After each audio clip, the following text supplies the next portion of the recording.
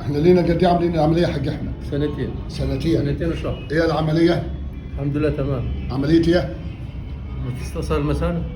واستئصال جهاز المثانه والبروستاتا والغدد الليمفاويه.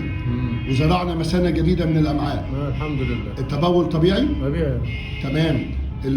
انت قلت لي بس ان بالنهار انت متحكم تمام. 100 بالنهار بس. انت جاي دلوقتي من الاقصر تمام التمام. تمام 100. ولا لابس حفاضه ولا حاجه؟ ولا حاجه لا. تمام.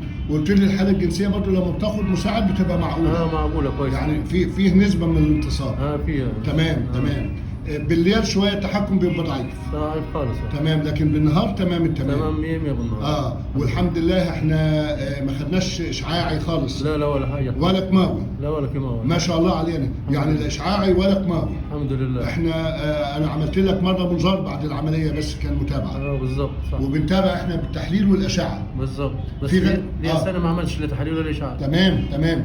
رحت ما انت غبت علي؟ ايوه. تمام، ما انت مش بتتابع، ما انت ما جيتنيش. انت ليه قد اخر مره كنت عندي هنا؟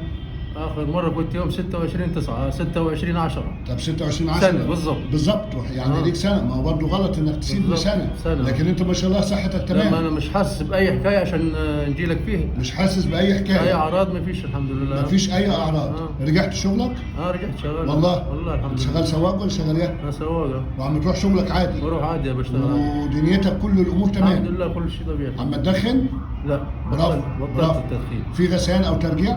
لا ما فيش حاجه. تمام. في سنه امساك بسيطه انت قلت لي. بسيطه. اما انت جاي ليه دلوقتي؟ انا جاي عشان موضوع التبول ده اللي قلت لك عليه. بالليل شويه. بالليل. تمام. موضوع اللي شويه اللي هي بتاعت الدم دي في البراز نزلت دي. تمام. مع النتحه. مع النتحه. دي لما حزقت يعني. دي غالبا بواسير او حاجه بسيطه. الحمد لله على سلامتك. الله يسلمك.